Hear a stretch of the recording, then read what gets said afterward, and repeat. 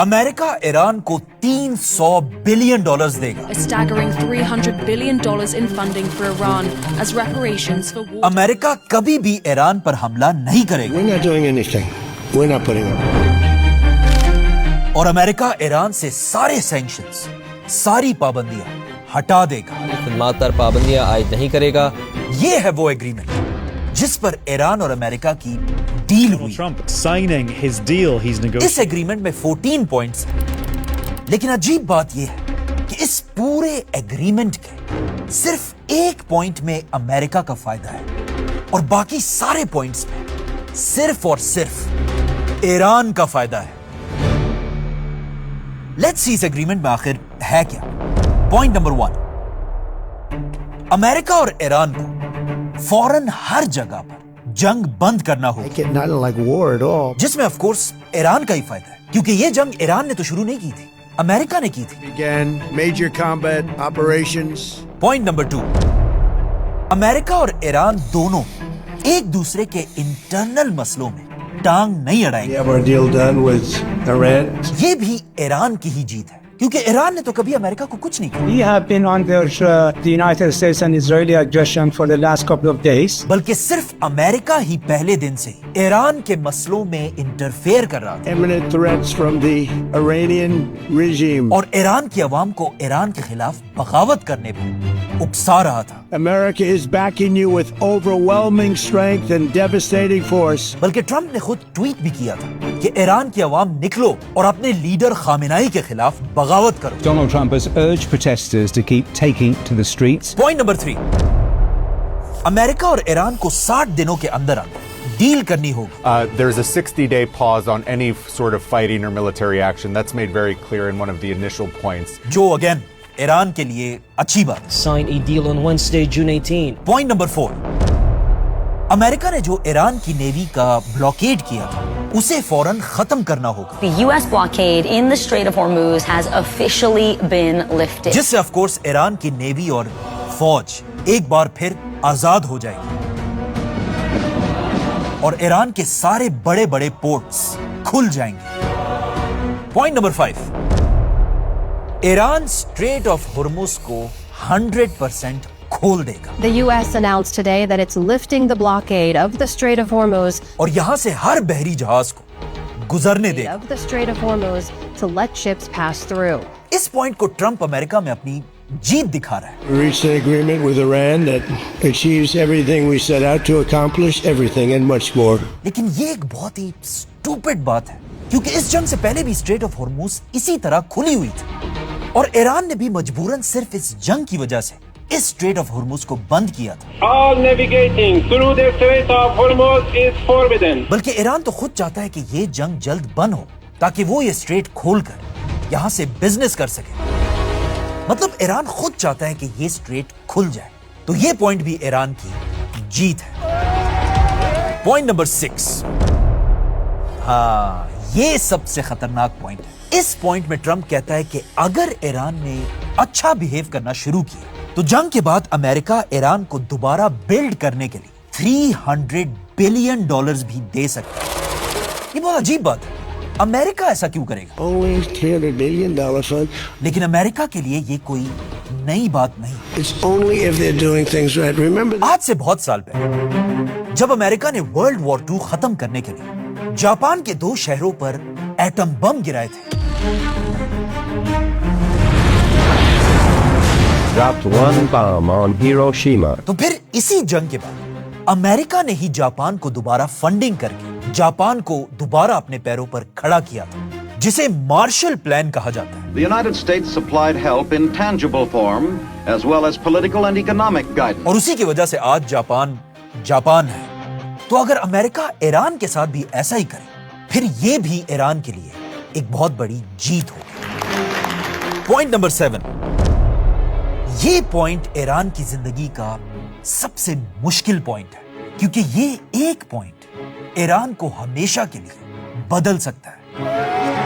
Iran के पास दुनिया का 12% ऑयल है और दुनिया की 16% गैस भी ईरान में ही है. मतलब ईरान के पास कतर, यूएई, कुवैत जैसी कंट्री से बहुत ज्यादा तेल है.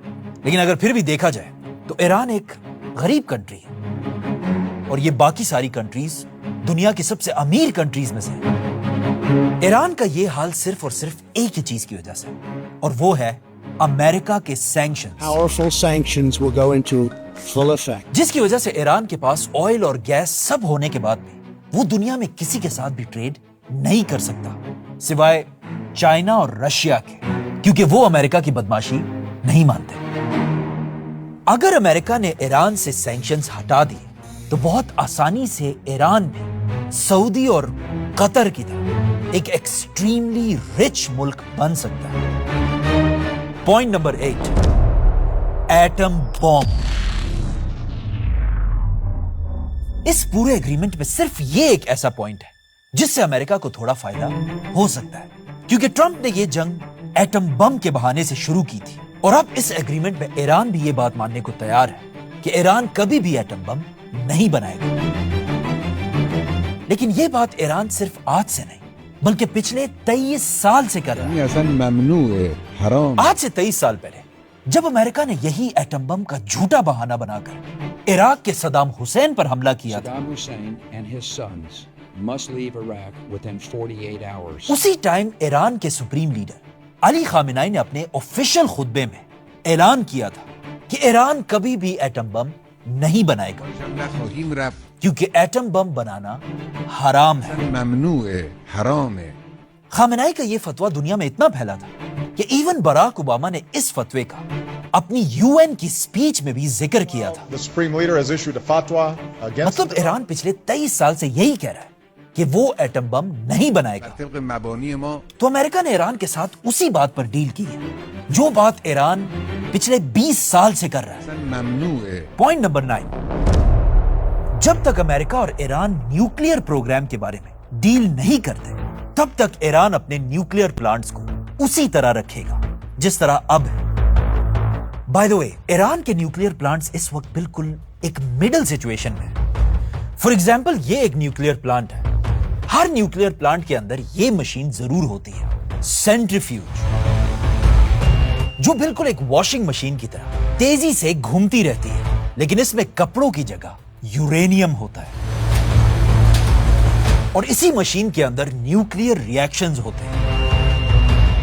اگر اس مشین میں یورینیم کو 5% تک رکھا جائے تو اس سے کوئی مسئلہ نہیں ہوتا اور اس سے صرف بجلی بنتی ہے، لیکن اگر یہ مشین گھومتا رہے اور اس میں یورینیم کی پیورٹی کو 90% تک لے جایا جائے تو اس سے بنتا ہے ایٹم بوم۔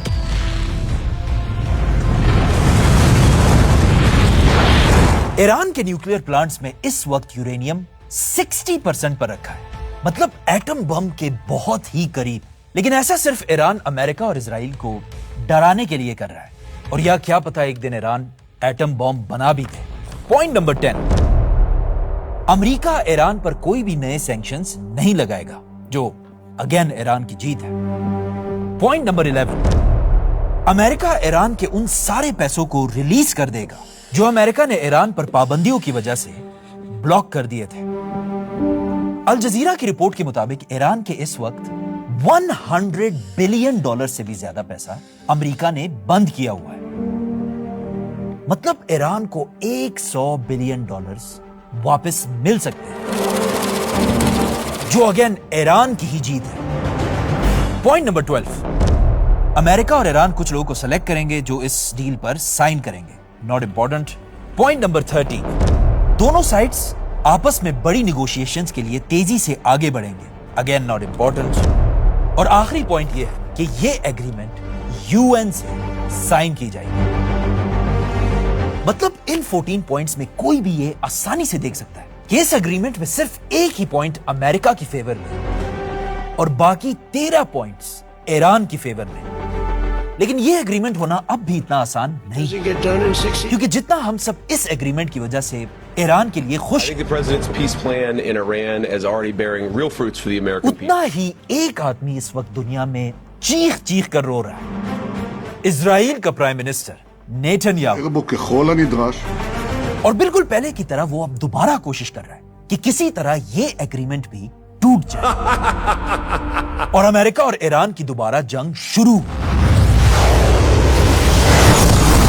یہاں پر ایک چیز نوٹ کرنا لازمی ہے. جب پوری دنیا ایران کی طرف دیکھ رہی تھی, نیتن نے چھپ کر اپنی فوج کو لبنان پر حملہ کرنے کا حکم دیا. پہلے تو یہ حملہ جہازوں اور ڈرون سے ہو رہا تھا, لیکن پھر اسرائیل کی فوج لبنان کے بارڈر کو کراس کر کے اندر گھس گئی اور وہاں ہزاروں لوگوں کو شہید کر کے اسرائیل نے لبنان سے یہ سارا علاقہ چھین لیا. مطلب امریکہ اور ایران کی جنگ میں اسرائیل لبنان کو فتح کر رہا ہے, اور ابھی اس وقت بھی اسرائیل کی فوج لبنان کے اندر بیٹھی ہوئی ہے. مطلب اسرائیل کا سائز اور بھی بڑھ چکا ہے. تو اب جب امریکہ اور ایران فائنلی یہ جنگ ختم کرنا چاہتے ہیں, اسرائیل اس جنگ کو ختم کرنے کے لیے بالکل تیار نہیں, بلکہ اسرائیل آج بھی ہر کچھ گھنٹوں بعد لبنان پر بار بار حملے کر رہا ہے. کیا ہو پھر حملہ کر دیا؟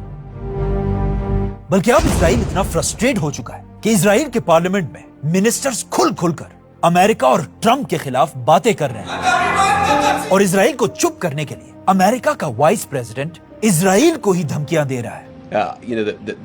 Netanyahu is fuming.